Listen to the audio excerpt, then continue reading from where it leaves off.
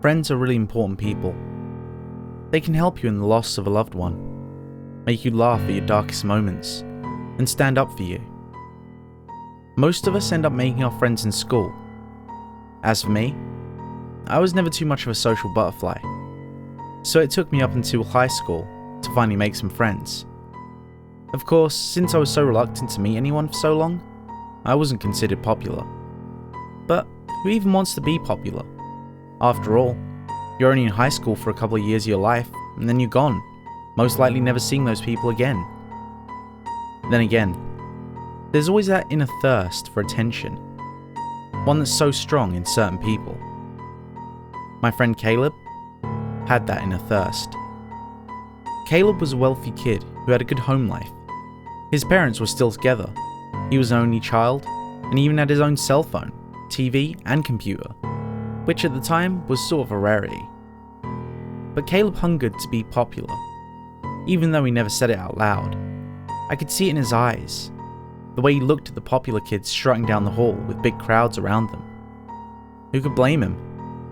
Caleb had sometimes told me that one day he and I would be popular, and all the people in the school would bow before us. I laughed and shrugged it off, of course. After all, Caleb joked around a lot and had quite the imagination. It was around the time of 10th grade when I noticed changes in Caleb.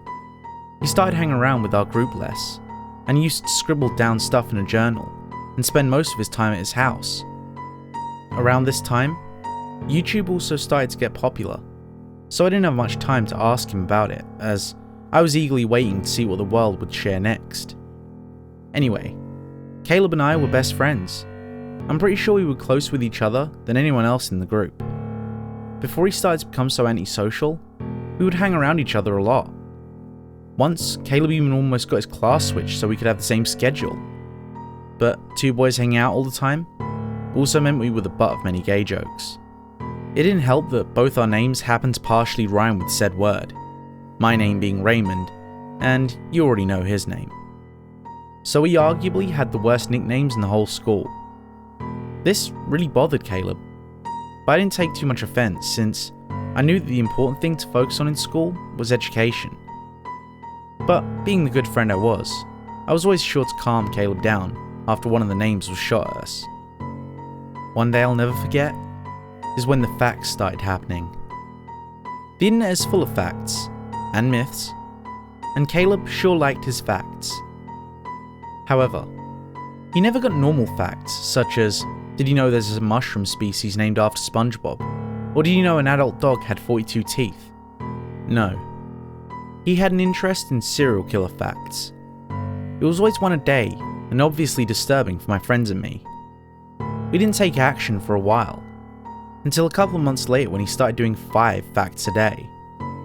While it might not seem like much to you, you have to remember, we just went through 1 murderous fact a day for over 3 months, and now it was going to 5?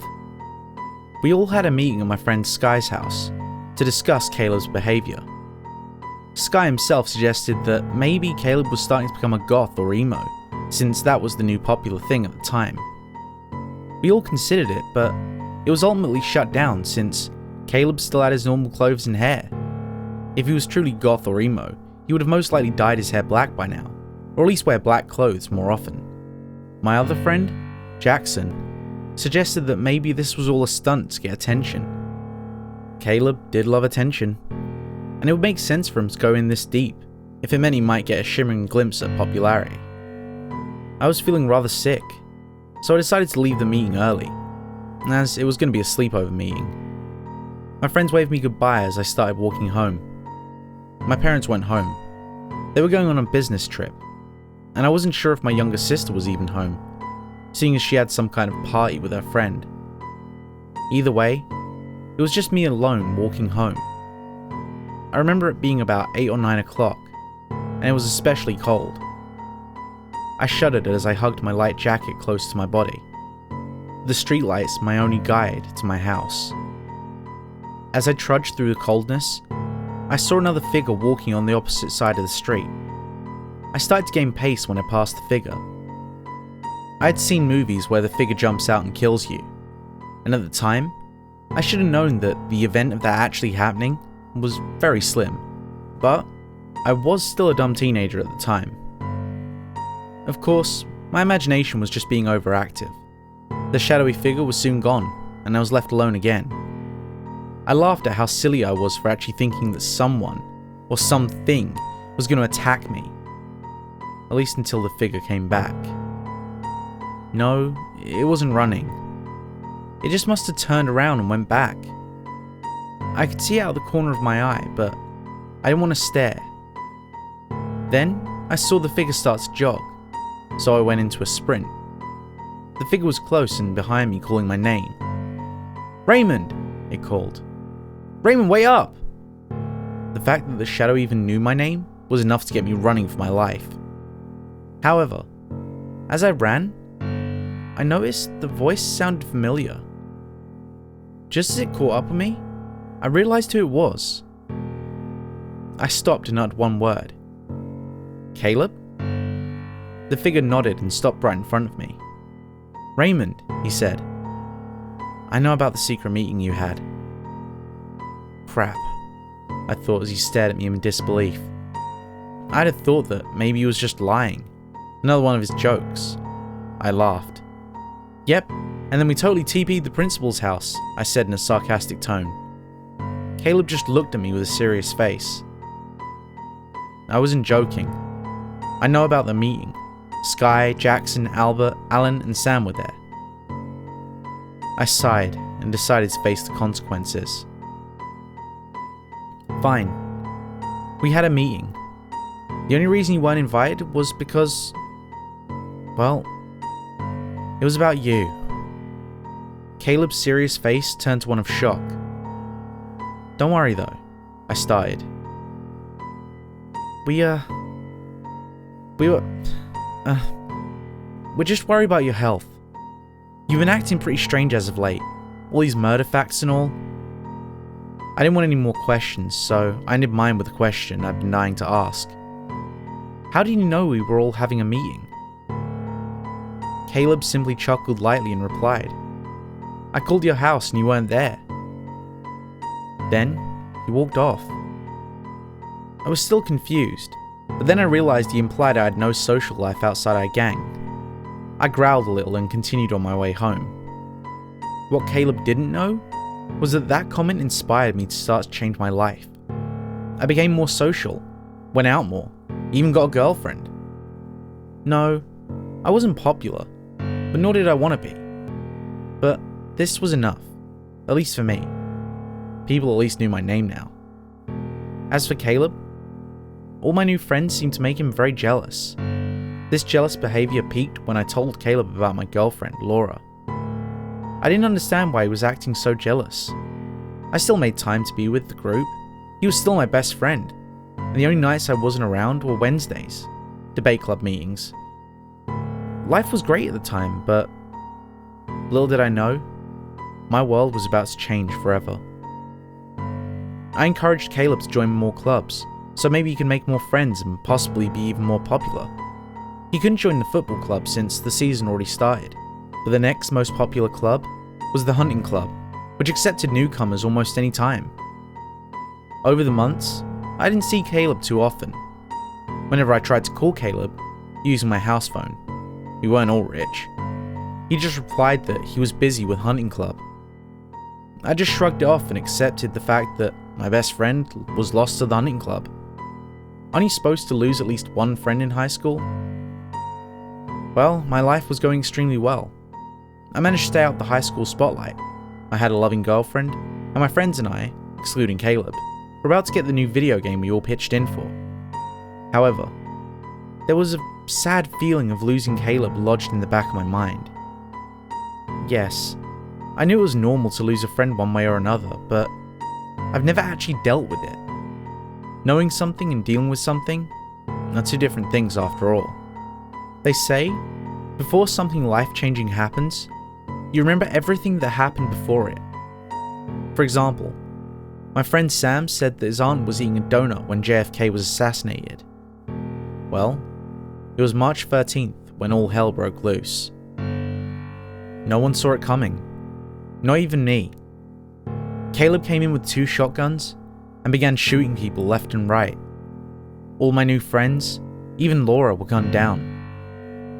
Some survived, and others didn't.